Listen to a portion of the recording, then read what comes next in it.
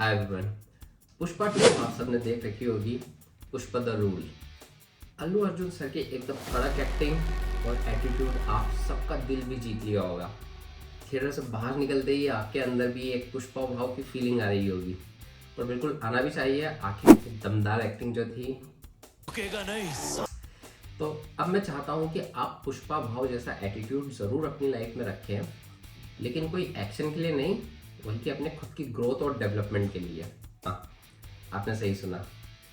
पुष्पा भाव की मूवी में सिर्फ झुकेगा नहीं साला ही नहीं सिखा रहे हैं वो, बल्कि आपको सिखा रहे हैं लाइफ में आगे कैसे बढ़े और कैसे ग्रोथ करें और अपने फैमिली को कैसे सपोर्ट करें। वैसे इस वीडियो में मैं काफ़ी सारी जो सीख पुष्पा मूवी से हमको मिलती है वो निचोड़ के आपके सामने रखी है, लेकिन फिर भी आपको लगता है कि कुछ इसमें रह गया है तो कमेंट करके ज़रूर बताएं। तो चलिए हम जल्दी से देखते हैं कि पुष्पा भाव हमको क्या सिखाना चाह रहे हैं। सबसे पहला है स्टार्ट स्मॉल, यानी छोटे से शुरू करें। चाहे बिजनेस हो या जॉब की शुरुआत हो, छोटी हो सकती है, इसमें कोई गलत बात नहीं है।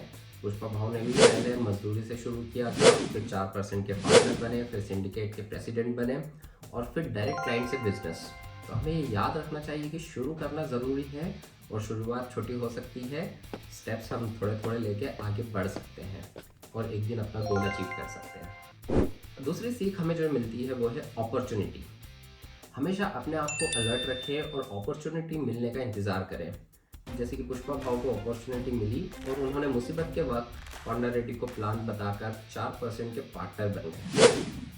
तीसरा पॉइंट है विजनरी। पुष्पा भाव की तरह विजनरी बनना चाहिए। उन्होंने 5 लाख लेने की जगह 4% पे खुश थे, क्योंकि वो लॉन्ग टर्म का सोच रहे थे, यानी दूरदृष्टि रख रहे थे। क्योंकि जब बिजनेस बढ़ेगा तो वो 4% अपने आप एक बड़े अमाउंट में कन्वर्ट हो जाएगा।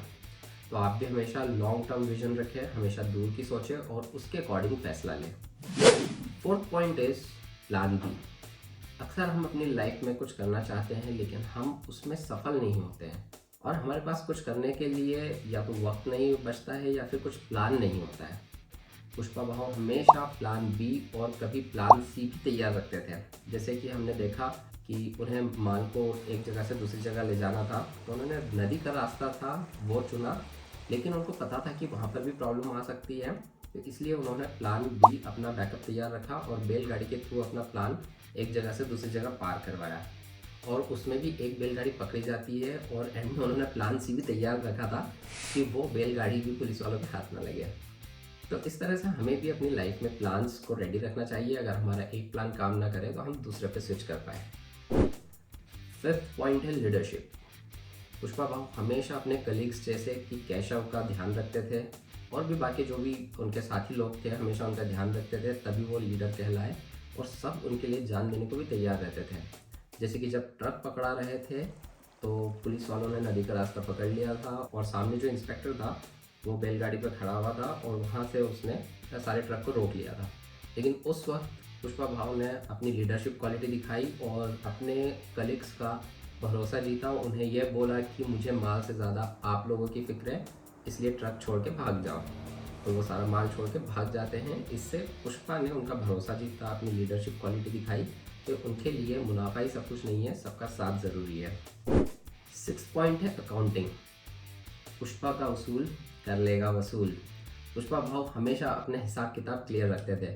जो लेने का है वो लेते थे और किसी को देने में भी पीछे नहीं हटते थे, इसलिए लोग उन पर ब्लाइंडली ट्रस्ट करते थे। इसलिए आपको भी हमेशा अपना लेन देन क्लियर रखना चाहिए और अगर आपने कुछ कमिटमेंट किया है तो आपको उस कमिटमेंट पूरा करना चाहिए। 7th पॉइंट है गेटिंग थिंग्स डन। पुष्पा भाव किसी भी काम को हाथ में लेते तो अंजाम तक ज़रूर पहुँचाते थे। कमिटमेंट पूरा करते, वो खुद काम में जुट जाते। जैसे कि आपने देखा होगा कि एक बार रेड पड़ने वाली होती है और उन्हें सब बाल छुपाना होता है, तो वो अपने वर्कर्स लोगों को, अपने साथी लोगों को ही हुक्म नहीं देते हैं, बल्कि खुद उस काम में जुट जाते हैं और पूरा काम साथ में फिनिश करते हैं। तो इसलिए उनका जो नेचर है गेटिंग थिंग्स डन, ये हमें भी अपनाना चाहिए। अगला पॉइंट है वर्क लाइफ बैलेंस।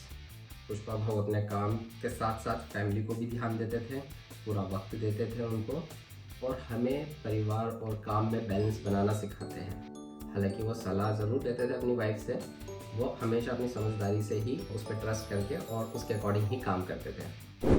अगला पॉइंट है डिसीजन मेकिंग। पुष्पा भाव की डिसीजन मेकिंग यानी फैसला लेने की कैपेसिटी, फैसला लेने की क्षमता बहुत ही बढ़िया थी। डिसीजन लेने में कभी देर नहीं लगाते थे और समय के अनुसार डिसीजन को चेंज भी कर लेते थे।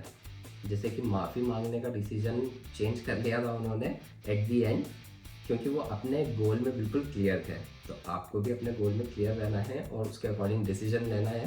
अब चलते हैं हम लास्ट वाला but not the list and the important one, मैं झुकेगा नहीं साला। जी हाँ, वैसे तो ये डायलॉग काफ़ी एटीट्यूड और ईगो वाला सुनाई देता है, लेकिन अगर आप इससे सीखना चाहें तो हमें ये बहुत कुछ सिखाता है।